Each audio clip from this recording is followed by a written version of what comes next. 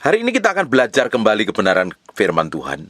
Bapak Ibu, banyak orang bertanya-tanya kenapa saya mengalami banyak hal yang tidak enak, nggak seperti yang saya harapkan. Kenapa kok terjadi hal seperti ini dalam hidup saya? Kenapa kok terjadi musibah, bencana? Kenapa terjadi persoalan? Kenapa aku ngalami kayak begini nih? Padahal aku sudah jadi orang baik. Aku sudah melayani Tuhan, aku sudah berdoa, aku sudah puasa, aku sudah melakukan banyak kegiatan rohani. Tapi kenapa hal ini terjadi sama saya? Dan kenapa ini harus saya alami? Banyak orang mempertanyakan segala sesuatu dalam hidupnya. Kenapa? Why God? Why? Kenapa ini Tuhan terjadi? Karena kita tidak pernah tahu apa yang akan terjadi di masa depan kita. Tapi yang kita tahu bahwa Tuhan punya rencana atas segala sesuatu yang terjadi dalam kehidupan kita. Makanya di balik semua kejadian yang kita alami, di balik semua apapun yang kita lewati, hidup kita ini setiap hari bersama Tuhan, makanya dipastikan hidup kita ini berjalan bersama Tuhan. Kalau kita berjalan bersama Tuhan, dalam posisi benar di hadapan Tuhan, kita hidup didapati menyenangkan hati Tuhan, bukan hidup didapati menjadi orang yang melakukan kejahatan. Kalau kita melakukan kejahatan, kita nggak hidup di dalam kebenaran. Kalau engkau ngadepin masalah, persoalan, himpitan, dan tekanan, itu adalah bagian dari apa yang pernah kamu perbuat dan sekarang kau akan tanggung resikonya. Kalau kita ini berjalan bersama Tuhan setiap hari, kita ngikutin maunya Tuhan, kita berjalan dalam ketepatan ilahi, Tuhan memang kadang izinkan perjalanan-perjalanan yang tidak enak, perjalanan-perjalanan yang rasanya, kok saya harus ngalami kejadian seperti ini? Kenapa ini terjadi pada saya? Nikmatin saja jalan sama Tuhan. Karena di baliknya Tuhan punya maksud dan tujuan. Tuhan punya tujuan ilahi dalam kehidupan kita, yang kita tidak pernah tahu. Tetapi Tuhan bekerja di balik semuanya itu untuk mendatangkan kebaikan buat kita. Relax, enjoy dan nikmatin hidupmu. Hari ini, apapun yang terjadi dalam hidupmu, jalan terus saja sama Tuhan. Lupa, enggak kuat Pak, saya sudah bingung Pak, saya enggak tahu jalan keluarnya. Jalan sama Tuhan. Kalau engkau jalan sama Tuhan, di ujungnya pasti ada jalan keluar. Tapi kalau engkau jalan sendiri, engkau memutuskan sendiri tanpa melibatkan Tuhan, ujungnya engkau akan kesandung problem dan masalah loh. Kita ini harus selaras sejalan dengan apa yang Tuhan mau dan Tuhan inginkan. Bapak Ibu, apapun yang kita lakukan harus sejalan dengan apa yang Tuhan mau. Seperti sebelum saya khotbah ini, saya sampaikan firman ini, saya nyembah dulu tadi. Waktu saya nyembah, saya pegang gitar, saya cocokin kunci gitarnya ini udah sesuai dengan nadanya belum. Ini fales apa tidak nih? Saya setem dulu gitarnya sesuai dengan standarnya, supaya waktu saya main gitar, waktu saya nyembah suaranya nggak fales, suara gitarnya nggak fales, saya rasa juga nggak fales. Kalau kita ini berjalan sama Tuhan, ngikuti ritme cara kerjanya Tuhan, ya kita jalan seiring dengan Tuhan. Nadanya Tuhan A, ya kita ikutin A. Tuhan suruh B, kita ikutin B. Jadi kalau nadanya fales, kamu jalani juga fales, hidupmu ketemu problem dan masalah. Jalan sesuai kehendaknya, sesuai dengan maunya Tuhan. Ikutin apa yang Tuhan mau. Di balik semuanya itu, Tuhan punya maksud dan tujuan untuk mendatangkan kebaikan.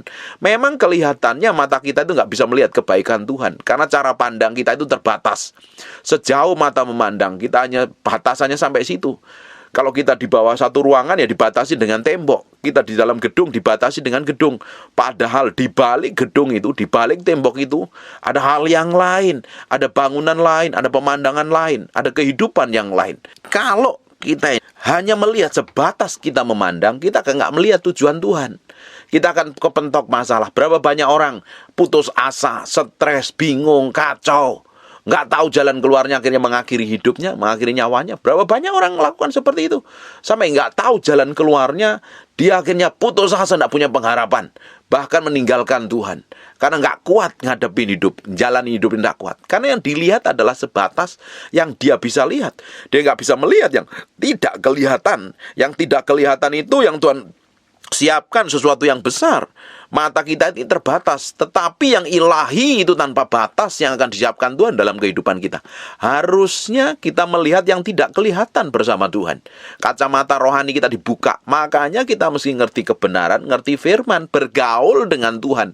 Tuhan akan singkapkan segala sesuatunya yang ilahi, yang tidak pernah kita lihat. Kalau orang hanya ngelihat sebatas masalahnya, sebatas persoalannya, sebatas kejadian yang dialami, dia putus asa. Berapa banyak orang putus asa dengan pasangan hidupnya karena ditinggal selingkuh, main serong, berlaku jahat, mulutnya kasar. Yang dilihat hanya sebatas yang kelihatan. Realitanya harus yang kita lihat adalah yang tidak kelihatan. Apa itu janji Tuhan? Tujuan Tuhan di baliknya. Banyak orang memutuskan cerai ketika menikah karena nggak tahan dengan pasangannya. Loh, kamu memilih pasanganmu dulu atas dasar apa? Kalau engkau komitmen dengan pasanganmu, harusnya kau melihat sesuatu yang ilahi di dalamnya. Melihat tujuan Tuhan, melihat maksud Tuhan. Memang kelihatannya, kenyataannya, faktanya kamu belum lihat pasanganmu berubah. Tapi dalam janjinya Tuhan siapkan sesuatu yang ilahi. Tuhan akan siapkan perkara-perkara ilahi atas hidupmu dan atas pasanganmu yang belum berubah. Hari ini ngelihat kondisimu masih sakit, kacau. Hidup masih dalam kondisi babak belur. Kondisi fisik lemah, harusnya kamu melihat janji Tuhan bahwa oleh bilur Yesus engkau disembuhkan. Yang kita lihat itu adalah janji Tuhan dengan kacamata iman. Kita melihat keadaan ekonomi kita babak belur, kita terjerat hutang, kita hidup menderita, bisnis kita kacau dan berantakan. Kalau engkau melihat sebatas itu, engkau akan putus asa. Enggak apa. Kenapa? Karena yang dilihat hanya sebatas yang kita pikirkan, yang kita pakai nalar kita ini. Harus kita melihat dengan kacamata ilahi. Makanya kita harus berada di posisinya Tuhan. Berjalan dalam kehendaknya Tuhan. Kalau kita berjalan dalam kehendaknya Tuhan, Tuhan pasti punya maksud dan tujuan di baliknya untuk mendatangkan kebaikan buat kita. Kita akan lihat di Roma pasal yang ke-8, ayat 28 dan 29. Kita tahu sekarang bahwa Allah turut bekerja dalam segala sesuatu. Allah turut bekerja dalam segala sesuatu loh. Makanya hari ini engkau ngalami apa? Persoalan apa yang kamu hadapi? Kejadian apa yang sedang menimpa hidupmu? Allah itu turut bekerja dalam segala sesuatu yang terjadi dalam kehidupan kita. Bapak Ibu dengerin khotbah saya, Allah turut bekerja dalam hidupmu. Karena Tuhan tentukan hidupmu untuk mendengarkan apa yang saya sampaikan. Bapak Ibu datang ibadah, bekerja, ketemu dengan pasangan hidupmu, ketemu dengan orang lain, dipertemukan dengan siapapun juga. Allah turut bekerja di dalamnya untuk mendatangkan kebaikan. Bahkan Tuhan percayakan bisnis, Tuhan percayakan pelayanan, Tuhan percayakan apapun juga yang hari ini engkau kerjakan dan engkau lakukan. Tuhan punya maksud dan tujuan di dalamnya. Yaitu untuk apa? Mendatangkan kebaikan bagi mereka yang mengasihi Tuhan. Yaitu bagi mereka yang terpanggil sesuai dengan rencana Allah. Dari segala sesuatu itu Tuhan punya maksud dan tujuan untuk mendatangkan kebaikan buat kita. Tujuannya apa? Tuhan punya tujuan dan maksud untuk mendatangkan kebaikan buat kita. Tuhan kita itu Tuhan yang baik, Tuhan kita itu Tuhan yang luar biasa. Jangan pernah menaruh curiga apapun ketika engkau menghadapi masalah, menghadapi pasangan yang belum bertobat, menghadapi bisnis yang kacau, menghadapi keuangan, menghadapi hidupmu yang gak jelas ujung pangkalnya. Jangan salah melihat, salah berpikir, salah persepsi dengan apa yang Tuhan izinkan dalam kehidupanmu. Di balik semuanya itu Tuhan punya maksud dan tujuan. Tujuannya untuk apa? Mendatangkan kebaikan. Bapak Ibu, kenapa kita ini kadang menghadapi masalah-masalah yang ruwet dan kita kebentur masalah? Apakah di baliknya Tuhan nggak punya maksud dan tujuan? Tuhan punya maksud dan tujuan. Kalau kita ngerti kehendaknya, di balik semua masalahmu, Tuhan akan mendatangkan kebaikanmu. Di sisi lain, kau sedang diubah, diproses, dibentuk menjadi serupa, segambar dengan Tuhan kalau respon itu benar. Perhatikan, kita ulang lagi ya. Kita tahu sekarang bahwa Allah turut bekerja dalam segala sesuatu untuk mendatangkan kebaikan bagi mereka yang mengasihi Dia, yaitu bagi mereka yang terpanggil sesuai dengan rencana Allah. Bapak Ibu mesti baca di Amplified Bible atau di Living Bible. Ini terjemahannya lebih bagus lagi. Perhatikan ayat yang ke-29. Semua orang yang dipilihnya dari semula, mereka juga ditentukannya dari semula menjadi serupa dengan gambaran anaknya. Bapak Ibu, dari semua masalah yang terjadi, dari semua kejadian yang kita alami, Tuhan punya maksud dan tujuan. Satu hal tujuannya untuk mendatangkan kebaikan. Di sisi lain, Tuhan mau kita dibentuk, diproses menjadi serupa dengan gambaran anaknya. Makanya kalau engkau ngalami hal buruk, perselisih paham, selisih pendapat, ribut, gegeran, berantem, dan lain sebagainya, kalau engkau sadar di balik semuanya itu, engkau harusnya koreksi diri, karena di baliknya, karena mungkin kamu mengambil keputusan yang salah, keputusan yang tidak benar, tetapi Tuhan sanggup ubah menjadi tujuan yang baik untuk mendatangkan kebaikan buat hidupmu, dan engkau semakin hari kalau sadar diri dan berubah dan bertobat, Tuhan mau ubah hatimu menjadi serupa segambar dengan Tuhan. Di balik semua kejadian, di balik semua masalah, Tuhan punya maksud. untuk mendatangkan kebaikan buat kita. Setan memang rancangkan semua kejahatan dalam kehidupan kita. Karena setan mau pingin hidup kita gagal, pernikahan kita cerai, kehidupan kita hancur, masa depan kita suram. Rencana Tuhan gagal dalam kehidupan kita nggak bahagia, kita nggak hidup sejahtera. Setan punya rancangan untuk menjerumuskan kita supaya hidup kita nggak bahagia. Tetapi di balik semuanya itu, Tuhan sanggup merubahnya. Kalau kita ini datang kepada Tuhan, kita berserah sepenuhnya sama Tuhan, kita mengasihi Tuhan, rencana setan yang pingin menggagalkan semua rencana Tuhan dalam kehidupan kita, Tuhan sanggup ubah menjadi rancangan yang baik, rencana yang indah di masa yang akan datang. Tuhan mau hidup kita itu bahagia. Tuhan mau hidup kita itu menikmatin semua yang Tuhan janjikan di bumi ini, digenapi melalui kehidupan kita. Tuhan mau kita menerima jatah ilahi yang Tuhan siapkan bagi kita. Tetapi setan kan sampai hari ini nggak terima.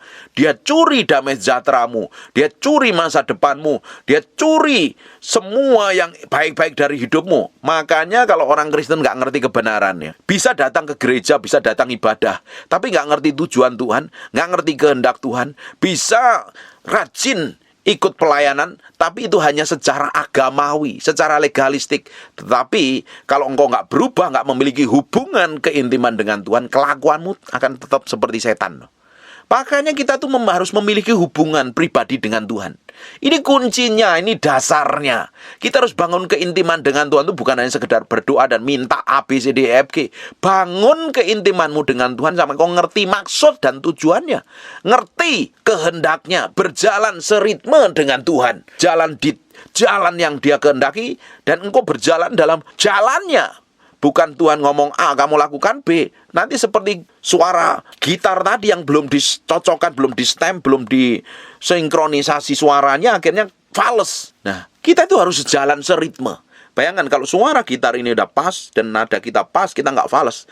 Kita dengernya, yang dengernya nyanyian kita, penyembahan kita pun juga enak. Tapi bayangkan kalau gitarnya fales, suara kita fales, kacau semuanya, males yang dengarkan. Tuhan mau kita ini berjalan seritme seperti yang Dia mau dan Tuhan inginkan. Makanya di balik persoalan yang terjadi dalam hidupmu, sebenarnya Tuhan mau tarik hidupmu dekat kepada Tuhan, dekat kepada rencananya. Berapa banyak dari kita ini kebentur masalah, berapa banyak dari kita kebentur persoalan, padahal kita memang salah ngambil keputusan. Dibenturin dulu. Banyak orang dibenturin masalah, banyak orang dibenturin dengan kejadian terjadi dalam hidupnya, belum sadar-sadar. Harusnya kita sadar, kalau kita dibenturin persoalan, di ujungnya kan tetap kita cari Tuhan. Bapak Ibu, engkau bisa melakukan dengan hikmat, dengan pengertianmu, dengan pengalamanmu sendiri. Kalau bukan kehendak Tuhan, nanti kamu akan kebentur masalah, kebentur tembok loh. Toh ujungnya akan cari Tuhan. Kenapa? Karena Tuhan yang akan menuntun hidup kita. Kita bisa punya rencana yang hebat. Kita bisa melakukan hal apapun juga yang kelihatannya luar biasa. Kita punya planning sendiri. Kalau itu tidak sejalan dengan kehendak Tuhan, waktu kita cari Tuhan setiap hari, engkau akan dibenturkan dengan persoalan dan masalah. Tujuannya itu satu, untuk ditarik kami, diseret kembali kepada kehendaknya. Kadang kita ini kan dablek, kadang kita ini kan keras kepala, kadang kita ini merasa benar sendiri, merasa pintar sendiri, merasa hebat sendiri. Kadang kita merasa nggak butuh Tuhan. Dan waktu kita ngambil keputusan yang salah, waktu kita bersikap yang salah, kita ketemu masalah. Dan ujungnya kita kebentur tembok. Ujungnya lagi, kita harus cari Tuhan. Sebenarnya sadar diri, bertobat. Kamu tuh sudah kebentur-bentur seperti harusnya jalan sama Tuhan. Nanti kalau kita tetap melakukan kehendak kita, bukan kehendak Tuhan, ujungnya kita akan tanggung sendiri masalah dan persoalannya. Rencana Tuhan bisa gagal dalam hidupmu, dan kau tidak didapati menjadi orang yang berkenan di hadapannya.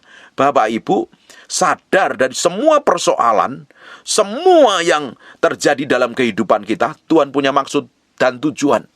Satu, engkau ditarik pada pusat kehendaknya. Di balik semua persoalan dan masalah itu, Tuhan sanggup bekerja di baliknya untuk mendatangkan kebaikan bagi hidupmu. Yang kedua, Tuhan punya maksud dan tujuan.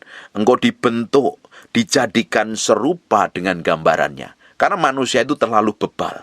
Karena manusia itu punya rencana sendiri. Karena manusia itu merasa dirinya hebat, merasa dirinya oke. Dia jalan maunya sendiri. Hidup kita hari ini itu bukan milik kita. Kita nggak bisa melakukan segala sesuatu semau kita sendiri. Kalau kita melakukan segala sesuatu semau kita sendiri, kok kebentur masalah. Berapa banyak orang Kristen nggak ngerti tujuan Tuhan, nggak ngerti maksudnya Tuhan apa dalam hidupnya. Itu loh bahasa kerennya, nggak punya visi. Visi itu apa yang Tuhan tentukan dalam kehidupan kita, tuh bahasa gampangnya. tujuan Tuhan yang ditaruh di dalam hidupmu. Banyak orang nggak ngerti tujuan hidupnya apa loh. Hanya menjalankan kekristenannya, hanya kekristen minggu ke gereja, rajin ibadah hari Minggu. Kalau ada ibadah lain, ikut ibadah lain. Tapi nggak berdoa, tapi nggak ngerti kebenaran firman Tuhan. Tetap melakukan aktivitas kegiatan rohani, tapi engkau nggak memiliki hubungan personal dengan Tuhan. Bagaimana kamu ngerti tujuan Tuhan? Kamu menjadi orang Kristen yang agamawi, legalis, bahkan hidupmu ngawur. Bisa rajin ibadah, kelakuanmu tetap seperti setan. Tuhan mau, kalau kita jadi orang Kristen, kita ngikutin apa yang Tuhan mau. Karena hari ini hidupku bukan aku lagi, tapi Kristus yang di dalamku. Jalanin kehendak Tuhan. Berjalan seritme dengan apa yang Tuhan mau dan Tuhan inginkan. By proses, step by step. Belajar semakin hari, belajar dari kejadian yang terjadi, dari semua persoalan yang terjadi, dari semua yang hari ini terjadi dalam hidupmu. Belajar di baliknya Tuhan punya maksud dan tujuan. Satu hal yang mesti tahu, Tuhan tetap baik dalam kondisi hidupmu nggak baik sekalipun. Hari ini kamu ngalami hal nggak baik, Tuhan punya maksud yang baik. Hari ini keluargamu nggak baik, Tuhan tetap punya rencana baik di balik semuanya itu. Dan Tuhan mau tarik hidupmu diubah menjadi serupa segambar dengan Tuhan. Orang lupa diri bahwa hidup kekristenannya itu dipanggil untuk menjadi serupa segambar dengan Tuhan. Diubah segambar serupa dengan Tuhan lewat persoalan, lewat masalah. Yang dipikirin masalahnya, yang dipikirin persoalannya, dipikirin orang lain yang menyakitin, yang dipikirin orang yang melukai. Salah kalau kita berpikir seperti itu terus. Kita pikirin Tuhan. Tuhan maksudmu apa dalam hidup saya hari ini? Tuhan tujuanmu apa dalam hidupku hari ini? Tuhan maumu apa? Sehingga hidupku tuh tambah hari tambah berkenan di hadapanmu. Tuhan, dapatin hidupku tuh menyenangkan hatimu. Dapatin hidupku ini menjadi orang yang kau kasih dan diperkenan olehmu. Setiap hari yang kulakukan, setiap hari yang ku perbuat, setiap hari yang ku putuskan ini menyenangkan hatimu. Nah, setiap hari yang kita lakukan ini kan harusnya menyenangkan Tuhan. Bukan menyenangkan kita sendiri. Bukan menyenangkan ego kita sendiri. Tapi orang Kristen kedagingan yang dipusatkan adalah kepuasannya, hawa nafsunya, keinginannya, cita-citanya. Bahkan orang kayak begini bisa rajin ibadah, bisa jadi hamba Tuhan, tapi nggak ngerti kehendak Tuhan loh. Bayangkan Bapak Ibu, hidupmu akan babak belur kacau. Makanya tidak heran di kitab Matius, aku sudah bikin ini, aku sudah bikin itu, aku sudah bernubuat, aku sudah ngusir setan, aku sudah melakukan banyak hal, tetapi aku tidak mengenal engkau. Enyahlah dari hadapanku, kata Tuhan. Ini yang lebih parah lagi. Kita hari ini mau belajar, ngerti Tuhan di balik semua masalah. Kita mau ngerti tujuan Tuhan di balik persoalan kita. Kita mau belajar di balik semua masalah dan kejadian yang terjadi dalam hidup kita.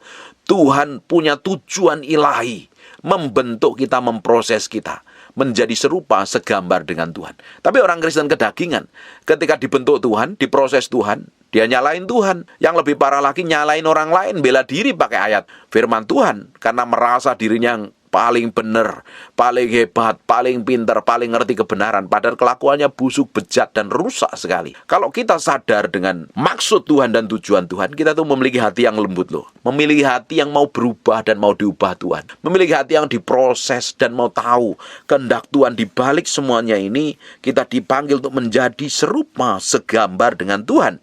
Roma 8 ayat 28. Kita tahu sekarang bahwa Allah turut bekerja dalam segala sesuatu untuk mendatangkan kebaikan. Segala sesuatu termasuk kejadian buruk, kejadian jelek. Termasuk apapun yang terjadi. Engkau dipertemukan dengan siapa? Engkau bekerja hari ini, tanggung jawabmu seperti apa? Engkau ketemu dengan pendeta, engkau beribadah di gereja yang mana Tuhan punya maksud dan tujuan. Tujuannya untuk mendatangkan kebaikan buat kita, bagi mereka yang mengasihi Dia, yaitu bagi mereka yang terpanggil sesuai dengan rencana Allah. Di terjemahan lain, di Living Bible. Dan kita tahu bahwa semua yang terjadi pada kita bekerja untuk kebaikan kita, jika kita mengasihi Tuhan sesuai dengan kehendaknya. Kalau kita berjalan sesuai kehendaknya, segala sesuatu yang terjadi dalam kehidupan kita itu mendatangkan kebaikan. Kalau kita berjalan mau kita sendiri, kita seenak sendiri, kita bertindak semau kita sendiri, segala sesuatu yang kita kerjakan mendatangkan kekacauan. Berapa banyak dari kita memutuskan segala sesuatu tanpa melibatkan Tuhan. Kita mengerjakan segala sesuatu tanpa minta pertolongan Tuhan, dan ujungnya kita ketemu masalah. Kita ketemu problem. Hidup kita babak belur, hidup kita kacau. Kalau sadar dengan kejadian yang buruk terjadi sama hidup kita dan kekacauan kita, sadar diri, bertobat dong. Jangan hidup maumu sendiri dong. Jangan bertindak semaumu sendiri. Karena Tuhan punya tujuan yang lebih mulia dari sekedar hidup yang kita jalanin hari ini. Bapak Ibu, Tuhan punya maksud dan tujuan yang besar di balik apapun yang terjadi dalam kehidupan kita. Makanya Tuhan bentuk kita, Tuhan proses kita, Tuhan remukkan kita hari ini dengan semua kejadian yang terjadi dalam hidupmu. Respon hatimu harus benar. Di baliknya Tuhan punya maksud dan tujuan. Tuhan punya rencana yang lebih besar dari apa yang pernah kita pikirkan, apa yang tidak pernah timbul dalam hati kita. Tuhan siapkan sesuatu ilahi yang gede sekali loh. Tapi banyak orang nggak bisa melihat ini, yang dilihatannya persoalan dan masalahnya berkutat pada kekurangan dan dosa dan kelemahannya. Kalau Bapak Ibu engkau masih berkutat kepada kelemahanmu, pada kekuranganmu, pada semua perbuatanmu yang buruk dan jelek, engkau males, engkau putus asa. Kalau engkau putus asa, engkau sudah babak belur hidupmu dikuasain setan, diinjak-injak setan. Sehingga rencana Tuhan dalam hidupmu batal dan gagal. Engkau gak bisa menikmati rencana Tuhan, engkau gak bisa menikmati perkara ilahi, dan hidupmu akan tidak bahagia. Berapa banyak orang hidupnya gak bahagia? Kenapa gak bisa bahagia? Karena melihat segala sesuatu dengan kacamata yang buruk. Kalau hidup kita ini gak bahagia, coba kita mau lihat sampai kedalaman batin kita. Kita ini melihatnya pakai kacamata ilahi atau pakai kacamata kita sendiri. Kalau kita ini melihat segala sesuatu dengan kacamata kita sendiri, kita akan banyak mengalami kekecewaan. Kita banyak sakit hati, kita banyak difitnah, kita banyak dituduh, kita banyak diperlakukan buruk orang lain. Kita rasanya nggak diperlakukan adil. Seakan-akan kita ini kok ngalami kayak begini, tapi orang rasanya kok nggak peduli dengan kita. Kita melihat dengan kacamata kita sendiri. Tapi kalau kita ini melihat dengan kacamata ilahi, dari semua persoalan yang terjadi dalam kehidupan kita, kita melihat di baliknya itu loh. Kita memiliki respon yang benar, hati yang lembut mau berubah dan bertobat. Di sisi lain, kita memberi hati kita sepenuhnya sama Tuhan, dan Tuhan akan buat di balik masalah dan persoalan itu, rencananya digenapi melalui kehidupan kita. Miliki sikap hati yang benar, respon hati yang benar dalam menghadapi masalah dan persoalan. Lihat maksud Tuhan di balik. Saya percaya, kalau orang mengerti hal ini, hidupnya penuh pengharapan. Hidupnya tidak akan stres. Hidupnya tidak akan bingung. Hidupnya tidak akan kacau. Bapak Ibu, hidupmu tuh stres, kepikiran masalah. Hidupmu bingung, kacau. Hidupmu terlalu ruwet karena kamu mikirin masalahmu sendiri dan kamu gak serahkan sama Tuhan. Justru kita ini punya Tuhan yang ajaib, yang hebat, yang dahsyat. Kalau ada apa-apa, kita mesti datang kepada Tuhan. Datanglah kepadaku yang letih, lesu, dan berbeban berat. Aku akan memberikan kelegaan kepadamu. Tapi kebanyakan orang gak mau datang sama Tuhan. Kalau datang sama Tuhan, memang diberesin dulu hatinya. Kalau kita datang sama Tuhan, kita meski sadar diri, semua kejahatan, semua hal yang buruk dalam diri kita ini kita mesti beresin. Makanya saya selalu ngomong, setiap hari engkau harus memiliki hubungan pribadi dengan Tuhan. Karena kalau engkau memiliki hubungan pribadi dengan Tuhan, kedekatan dengan Tuhan, membangun keintiman dengan Tuhan, sebelum engkau datang kepada Tuhan, engkau mesti koreksi hatimu. Nggak mungkin kamu bisa berdoa kalau hatimu busuk dan jahat. Kamu nggak mungkin bisa nyembah Tuhan kalau engkau sedang berzina, hidupmu kacau, hidup sedang berdosa. Bagaimana? Kan itu harus diberesin dulu. Engkau harus minta ampun dulu di hadapan Tuhan. Minta darah Yesus menguduskan dan menyucikan. Baru kita bisa datang sama Tuhan. Tidak mungkin kita dalam kondisi berdosa merasa tertuduh najis terus kita nyembah Tuhan. Penyembahanmu ngaco, ngawur. Makanya waktu kita datang sama Tuhan, kita beresin dulu. Kita minta dikoreksi sampai kedalaman batin kita. Kalau dapatin kebusukan dan kejahatan, kita bertobat dan berubah. Dan sadar diri, baru kita bisa datang kepada Tuhan. Akuin dosa dan pelanggaranmu sebelum datang sama Tuhan. Bayangkan, kalau setiap hari kita membangun keintiman dengan Tuhan, kamu lupa untuk melakukan perbuatan dosa. Kamu fokus pada menyembah Tuhan, menyenangkan hati Tuhan. Nggak mau lagi nyakitin hati Tuhan. Hatimu mesti beres dulu, baru engkau tahu maksud Tuhan dalam hidupmu. Makanya kita perlu doa setiap hari. Kalau kita doa setiap hari, kita koreksi semua kelemahan dan kekurangan kita. Semakin kita datang kepada Tuhan, semakin kita ngerti diri kita sendiri sepertinya apa di hadapan Tuhan. Kalau kita tahu bahwa kekuatan kita Tuhan, kita serahkan, kita libatkan Tuhan dalam segala hal. Di tahun ini kita mesti libatkan Tuhan dalam segala hal. Dan hari ini, tadi siang saya pergi ke showroom mobil. Dan saya lihat-lihat, Tuhan, saya boleh beli mobil apa? Kira-kira. Tuhan mau apa? Boleh nggak aku Saya lihat satu mobil bagus, Tuhan boleh nggak beli mobil ini? Saya tanya Tuhan dulu, saya mau libatkan Tuhan, saya mau beli mobil apa? Saya nggak mau sembarangan. Saya nggak mau ngambil keputusan yang sembrono. Dari semua apapun yang saya mau putuskan di tahun ini, saya nggak mau putuskan sendiri. Saya tanya Tuhan. Saya ngomong sama istri saya, ada mobil ini bagus dan harganya sekian. Bagaimana? Kita tanya Tuhan dulu. Kita berdoa, tanya Tuhan yang terbaik seperti apa. Saya mau libatkan Tuhan dalam segala hal. Saya mau ngambil keputusan. Bisa saja saya ngambil keputusan sendiri. Dan ujungnya nanti saya ketemu masalah dan persoalan di belakangnya. Saya nggak mau lakukan itu. Saya minta Tuhan campur tangan. Izinkan Tuhan mengintervensi dalam hidup saya, dalam keputusan saya. Dalam keputusan kami untuk ngambil keputusan, saya libatkan Tuhan. Saya ngomong dengan istri saya, kita rundingin dengan baik, kita libatkan Tuhan. Kita mau berdoa, tanya yang terbaik, Tuhan maunya apa. Bapak Ibu, kebanyakan dari kita, kalau kita ngambil keputusan, kita ambil keputusan sendiri, kita mau libatkan Tuhan. Nggak taunya kalau kita ngikutin hawa nafsu dan keinginan kita terjebak di belakangnya, kita jadi orang yang tertekan dan hidup kita tambah ngawur dan sembarangan. Buat apa? Kita mau lakukan segala sesuatu untuk Tuhan, untuk menyenangkan hati Tuhan, untuk kemuliaan nama Tuhan, bukan untuk kepentingan kita sendiri. Kita mau jadi orang yang didapatin melakukan segala sesuatu untuk perkenanan Tuhan, untuk didapati menyenangkan Tuhan. Kalau respon kita dari segala sesuatu yang mau kita lakukan, yang mau kita perbuat untuk Tuhan, nama Tuhan dipermuliakan. Kita memiliki sikap hati yang berubah dan berbeda tentunya. Kita libatkan Tuhan dan Tuhan pasti campur tangan di dalamnya, di baliknya. Kita nggak mau bertindak sendiri, kita nggak mau tindak sembrono, dan kita nggak mau ketemu masalah di belakangnya. Kita izinkan Tuhan. Mulai hari ini libatkan Tuhan dalam segala hal dalam hidupmu. Ambil keputusan apapun, libatkan Tuhan.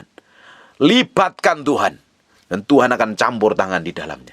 Saya berdoa Bapak Ibu, mulai hari ini, kalau engkau ngalami masalah apapun juga, fokusmu sama Tuhan. Lihat segala sesuatu yang ilahi.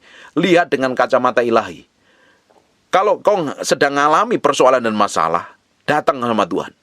Duduk perkaranya, serahin sama Tuhan. Diomongin dulu, dibicarakan sama Roh Kudus. Libatkan Roh Kudus di dalam. Nanti Tuhan akan koreksi hatimu. Kalau itu didapati nggak benar, engkau berubah dan bertobat. Kalau didapati itu tidak berkenan di hadapan Tuhan, jangan lakukan. Nanti ketemu problem di belakangnya. Di balik semua masalah dan kejadian, Tuhan punya maksud dan tujuan kalau kita berjalan sesuai dengan kehendak. Dan Tuhan punya maksud untuk mendatangkan kebaikan buat kita. Semakin hari, kita akan diubah menjadi serupa segambar dengan gambaran anak. Ayat 29. Sebab semua orang yang dipilihnya dari semula, mereka juga ditentukannya dari semula untuk menjadi serupa dengan gambaran anaknya. Kembali dipulihkan. Bapak Ibu, kita ini dulu sebelum kenal Tuhan, gambaran kita itu rusak. Hidup kita itu nyontoh hal yang gak benar. Kalau kau punya orang tua, yang menjadi contohmu, menjadi gambaranmu adalah orang tuamu. Kalau engkau orang nggak dibesarkan dengan orang tuamu, kamu dibesarkan dengan lingkunganmu, dengan dunia, dengan hal yang tidak berkenan di hadapan Tuhan sebelum kita bertobat. Tapi setelah kita bertobat, kita berjalan sama Tuhan, kita dilahirkan kembali. Panggilan kekristenan kita itu bukan untuk menjadi lebih hebat dari orang lain, lebih diurapi dari orang lain, lebih keren dari orang lain. Tuhan panggil kita menjadi serupa, segambar dengan anaknya. By proses ini. Makanya gambar Allah ini semakin hari semakin besar kalau kita ini mengikuti kehendaknya. Kita berjalan setiap hari bersama Tuhan. Di Korintus dijelaskan, kita itu diubah dalam kemuliaan yang semakin besar by proses. Makanya jalanin proses hidupmu bersama Tuhan. Hidupmu harus berubah hari demi hari. Jalan sama Tuhan dulu, karaktermu harus berubah. Tambah menyerupai Yesus Kristus. Jangan jadi orang Kristen tambah jahat, muluknya jelek, kelakuannya busuk. Loh, kamu ngikut siapa? Ngikutin gambar siapa? Kalau kelakuanmu jadi orang Kristen tambah buruk, tambah jelek, kamu nggak ngikutin gambaran Yesus, kamu ngikutin gambarannya iblis, tambah hari tambah jahat itu. Semakin kenal Tuhan, semakin ngalami Tuhan, semakin diubahkan Tuhan, semakin kita memiliki gambar Allah yang disempurnakan. Dari kemuliaan satu pada kemuliaan yang lain. Dari iman satu kepada iman yang lain. Sehingga gambar Allah itu semakin tercermin dalam kehidupan kita, dalam tindakan kita, dalam sikap kita, dalam perbuatan kita. Kalau engkau sudah orang Kristen bertahun-tahun, nggak ngerti tujuan Tuhan, hidupmu tambah ngawur, hidupmu tambah kacau, kelakuanmu tambah rusak, jadi batu sandungan terus, mulutmu tambah jahat. Kamu nggak jalan dalam kehendak Tuhan, kamu ngikutin kehendakmu sendiri. Harusnya ikut jalan sama Tuhan tuh karakternya berubah, kelakuannya berubah, sikapnya berubah, tindakannya berubah. Semakin hari semakin menjadi serupa segambar dengan Tuhan. Karena kita ditentukan dari semula untuk menjadi serupa dengan gambaran anaknya. Gambar Allah itu tercermin dalam kehidupan kita. Bayangin Bapak Ibu, otoritas itu akan dikembalikan loh. Kalau kita didapatin menjadi orang yang mau dibentuk, diproses, mencintai dan mengasihi Tuhan. Gambar Allah itu semakin nyata dalam kehidupan kita. Otoritas Tuhan akan diberikan kepada kehidupan kita. Dan kita akan menyelesaikan sampai garis akhir tujuan Allah dalam kehidupan kita. Hidupmu itu penuh. Tujuan hidup untuk penuh. Maksud ilahi. Dan hidupmu adalah hidup yang berharga dan bernilai untuk menggenapi rencana Tuhan yang dipercayakan dalam hidupmu. Amin. Sadar diri bertobat. Sadar diri di balik semua masalah dan persoalan. Tuhan punya maksud dan tujuan ilahi. Engkau diubah menjadi serupa, segambar dengan Yesus Kristus Tuhan. Dan Tuhan mendatangkan kebaikan di balik semua masalah dan persoalanmu. Jangan fokus masalah dan persoalanmu. Hari ini orang Kristen kok masih sibuk ngurusin hatinya. Ngurusin hati aja belum benar. Masih tersinggung, masih marah, masih sakit hati, masih ngambek. Kamu gak akan ngerti kehendak Tuhan. Kok gak dewasa secara rohani. Perjalananmu harus bertolak dari iman satu pada iman yang lain. Kalau engkau masih sibuk dengan hatimu sendiri, belum bisa dikendalikan, belum bisa dikontrol, belum bisa dikuasai dengan baik, hidupmu masih kacau dan berantakan, hidup masih ruwet terus, kamu gak bisa menaklukkannya pada pusat kehendak Tuhan. Bagaimana Tuhan mau percayakan perkara-perkara ilahi? Bagaimana engkau didapati menjadi orang yang berkenan di hadapan Tuhan? Bukankah yang kita kejar hari ini menjadi serupa segambar dengan Kristus, dan hidup didapatin berkenan di hadapan Tuhan? Amin. Dan Tuhan bisa ngomong, ini loh hambaku yang baik, yang melakukan semua kehendakku. Kita pingin didapatin Tuhan seperti itu. Bukan jalan mau kita sendiri. Amin. Lihat dengan kacamata ilahi. Masa depanmu penuh pengharapan. Di balik semua masalah dan persoalanmu Tuhan bekerja. Sekalipun kelihatannya Tuhan gak bekerja hari ini, sekalipun pertolongan itu belum datang, sekalipun pemulihan itu belum terjadi, padahal di baliknya Tuhan mulai bekerja. Lihat saja Tuhan lakukan kebaikan apa. Kalau engkau ingin lihat Tuhan bekerja dalam hidupmu, lihat setiap harinya engkau mengalami kebaikan apa. Mengalami penyertaan Tuhan apa tidak. Mengalami pertolongan Tuhan apa tidak. Kalau itu terjadi dalam hidupmu, Tuhan sedang bekerja sesuatu yang dahsyat dalam hidupmu. Tuhan gak pernah tinggalkan kita kok. Hanya kita aja merasa ditinggalkan Tuhan. Tuhan tidak pernah meninggalkan kita. Tuhan menyertain kita. Tuhan melindungi kita. Tuhan memproteksi kita. Tuhan menjagain kita. Tuhan punya maksud di balik semuanya itu. Kalau seakan-akan Tuhan belum jawab doa kita, Tuhan rasanya meninggalkan kita, kita ngerasanya gak ngerasain Tuhan sendiri lagi. Kalau hatimu benar, posisimu benar di hadapan Tuhan, Tuhan gak pernah meninggalkan kamu. Tuhan menyertain kita sampai hari ini. Kelihatannya sih Tuhan gak campur tangan, padahal Tuhan campur tangan. Lihat apa yang diperbuat setiap hari dalam hidupmu.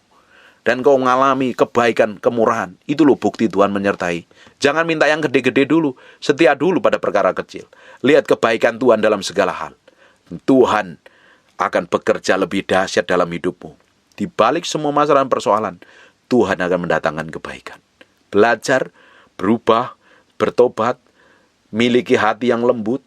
Jangan gampang ngomel, jangan gampang menggerutu. Lihat semua hal yang baik, yang indah yang Tuhan siapkan dalam kehidupan kita. Amin. Tutup matamu, tutup Alkitabmu, kita berdoa. Bapa, dalam nama Yesus, terima kasih buat firman-Mu. Kami materaikan firman-Mu dengan darah anak domba Allah, terpahat dalam loh batin kami, sehingga kami ngerti kehendak Tuhan berjalan dalam rencana-Mu. Ngikutin apa yang Kau mau. Terima kasih ya Tuhan. Bagimu hormat, bagimu pujian, bagimu pengagungan. Hamba-Mu berdoa untuk orang yang sedang sakit dan mengalami kelemahan tubuh. Oleh bilur Yesus, oleh darah Yesus, jadilah engkau tahir, jadilah engkau sehat. Jadilah engkau sembuh seperti sedia kala. Dalam nama Yesus. Berkati setiap orang yang rajin mendengar firman yang hamba-Mu sampaikan. Apa saja yang dikerjakan tangannya, Tuhan bikin berhasil. Tuhan bikin breakthrough, Tuhan bikin terobosan. Tangan-Mu bekerja secara ilahi. Memberkati tanpa terkecuali orang yang rajin mendengarkan firman yang hamba-Mu sampaikan ini. Berkat-Mu berkelimpahan. Dalam nama Yesus. Jadi seperti aku doakan dan katakan. Haleluya. Amin. And God bless you. Terima kasih Tuhan. Bagimu segala hormat, pujian, pengakuan. Terima kasih Tuhan. Buka matanya sebentar. Siapa yang pingin datang ibadah, pingin ngalami Tuhan, pingin ketemu Tuhan, HP-mu mesti di silent dulu. kita mesti respect dan hormat akan hadirat Tuhan. Amin. Dari kerinduan Bapak Ibu, rasa haus dan laparmu pengen ketemu Tuhan, bukan hanya sekedar datang ibadah, tapi engkau pengen ketemu Tuhan. Nah, Tuhan akan manifestasikan kuasanya. Amin. Tutup matamu. I just want to praise you.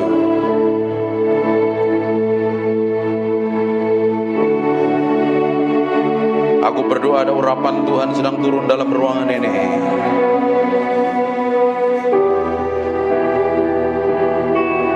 Jamah setiap orang yang haus dan lapar akan Tuhan. Angkat tanganmu dua-dua.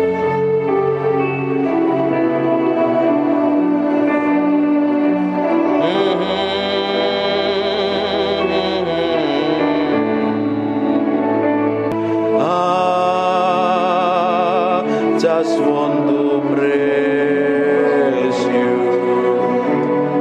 Lift my hands and say, I love you. You are everything to me, and I exalt your holy name. And I exalt your holy name. And I exalt your holy name, Most High. I just want to praise you. I just want to praise you. I just want to praise you.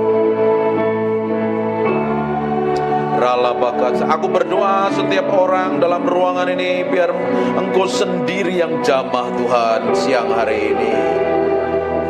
Aku berdoa ada orang raus dan lapar akan Tuhan, sedang dilawat Tuhan dalam nama Yesus Kristus. Aku lepaskan urapan itu turun dalam nama Yesus Kristus.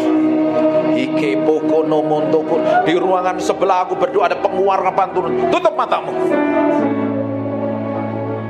Ada kuasa Allah sedang mengalir dalam ruangan sebelah dalam nama Yesus Kristus. Repoko sendo nomotoko robota papa nementere bete bebe neme pipiana mata.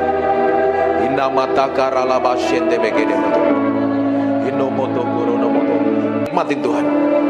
Aku berdoa ada gelombang yang kuat mengalir dalam ruangan ini. Gelombang itu turun mengalir menjamah setiap orang yang ada dalam ruangan ini. Aku berdoa sekarang juga urapan itu turun in Jesus name.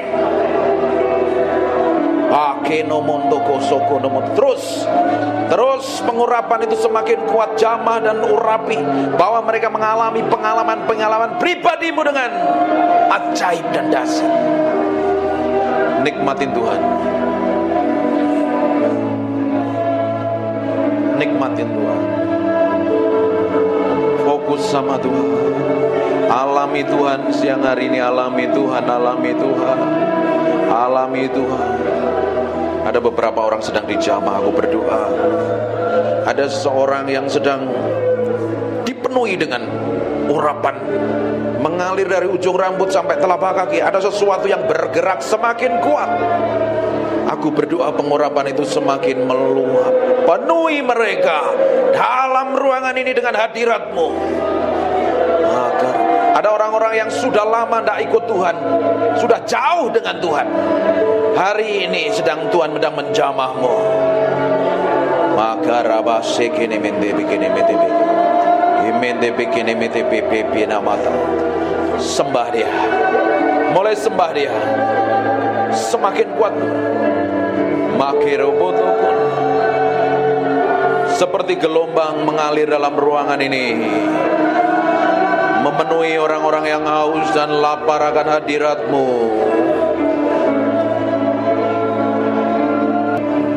Makarabasyanda makana mate kene bete imekere bete bebe kene bebe.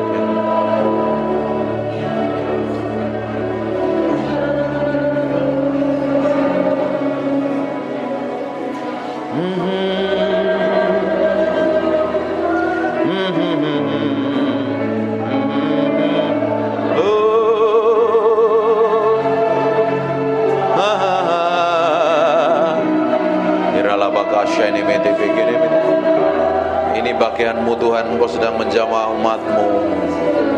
Buat sesuatu yang spesial pagi hari ini.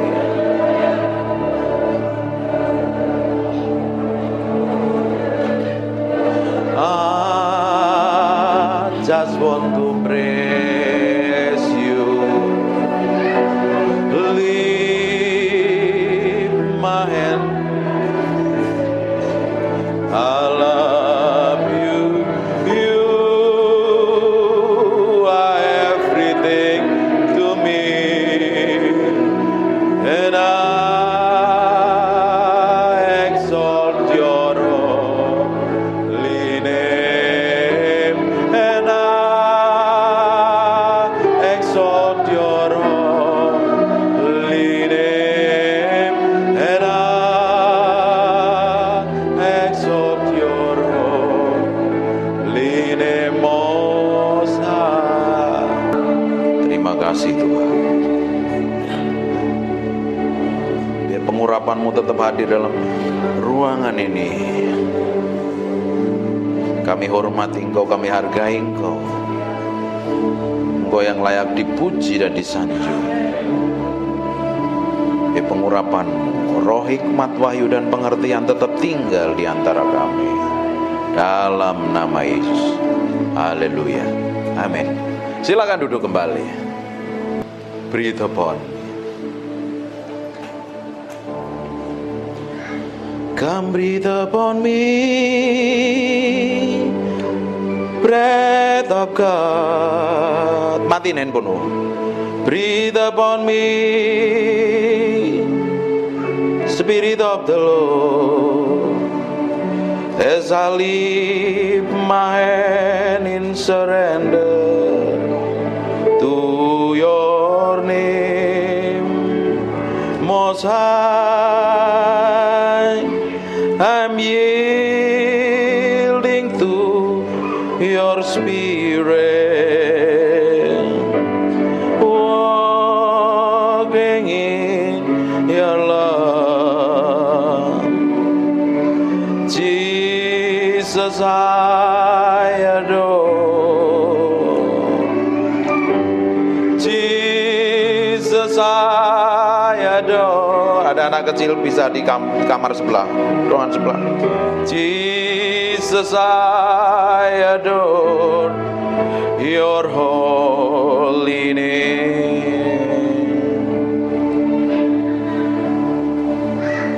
Breathe upon me, breath of God.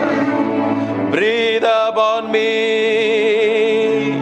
Spirit of the Lord. As I lift my hand in surrender to your name, Most High, I'm yielding to your spirit, walking in your love. Jesus, I adore. Jesus, I adore. Jesus, I